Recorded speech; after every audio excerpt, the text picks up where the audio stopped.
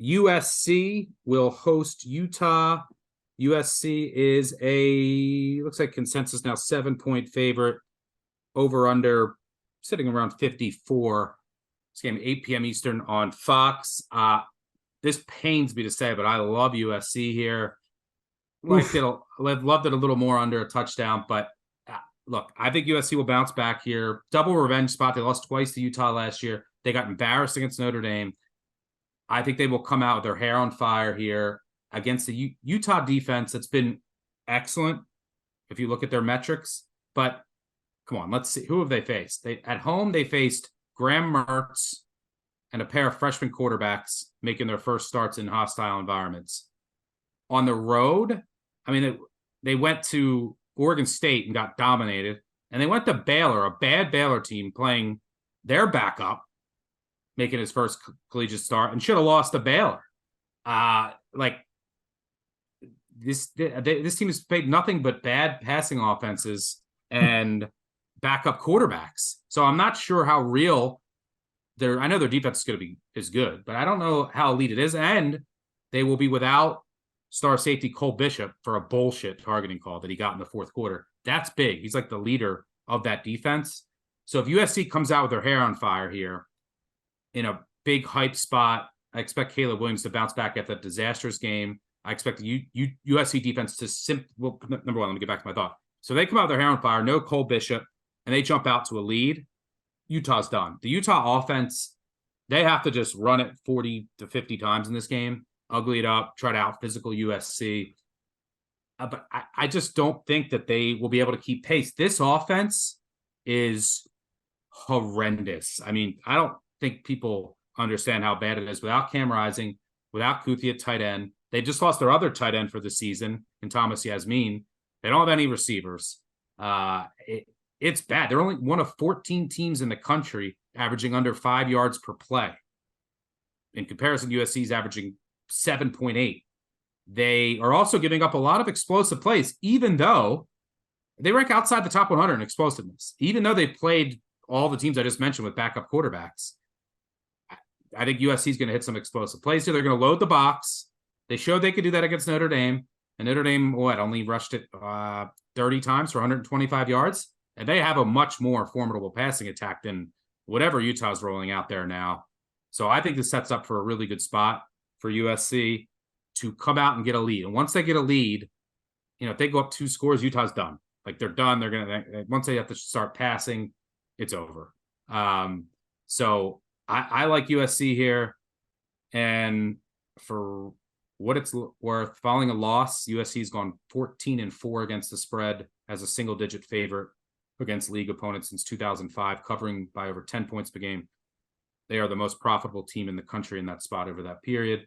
So I don't like it as much at 7, but still like enough to play smaller. I like the Trojans. For the first time in, 2 years, I'm betting USC. Fight on. Well, I wrote this up for action. Let's see. I bet this on Tuesday morning. I wrote it up for action on Tuesday afternoon. And I said under 56. Had to go back with my editors this afternoon here on Thursday. It's the number's 53.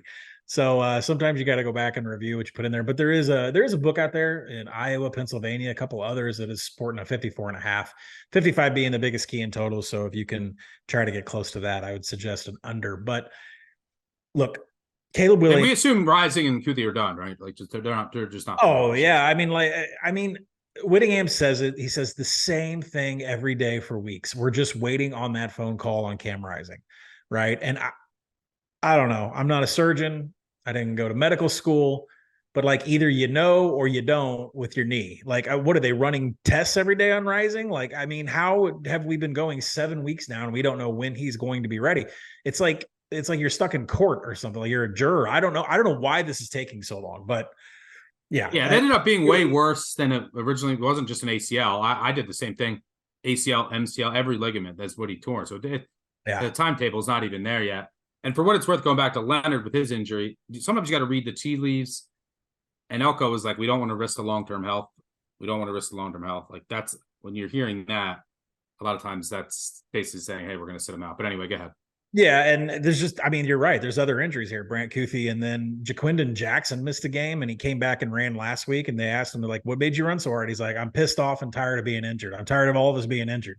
So there's a chip on the shoulder of this Utah offense when it comes to injuries. But let me start. I am going to take Utah at 7.5. If we get a hook out there, I'm going to take it.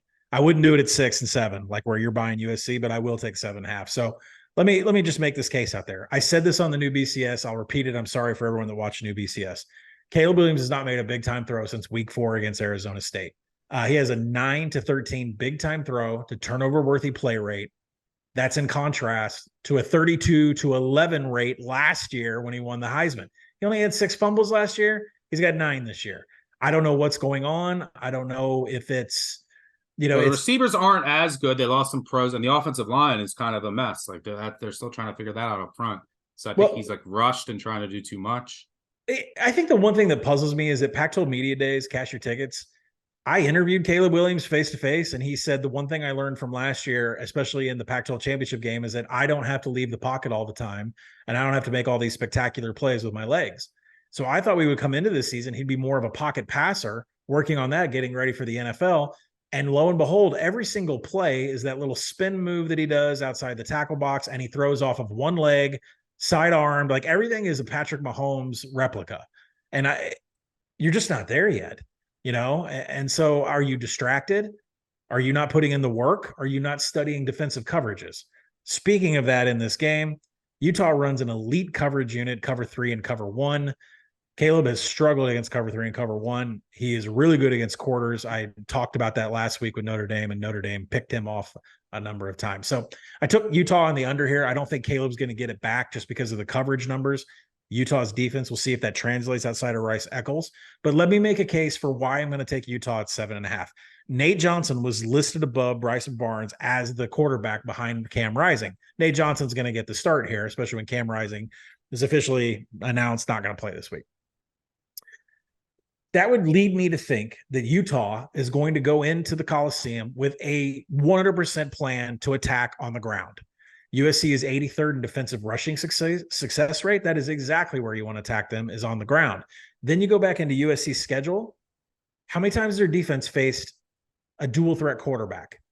Siobhan Cordero had 72 rushing yards in the opener. Shadur Sanders had 76 yards in a TD when Colorado played USC. And Arizona backup Noah Fafita scrambled for 30, had no problems getting down the field in a couple of scrambles. USC's defense has not done well with dual threat quarterbacks. If Nate Johnson is the guy, which he is per the depth chart, that's where Utah is going to attack. And I think that benefits them. I mean, you're bringing defensive backs over, right? Sione Vaki coming in, playing some running back. That's where they're going to attack, is on the ground. I will take 7.5 in this game. Yeah, the one thing I will say, though, is that USC has struggled to defend in the last 2 years. If you have just a passing offense with a pulse, they can't defend the run. Yeah. But if they're able to load the box, I mean, most teams can. If you don't have any threat on the outside, they have enough guys there. And I'm just not sure that Utah has anybody that can threaten USC in the passing game. So they're just going to load the box here. And that's their run defense numbers.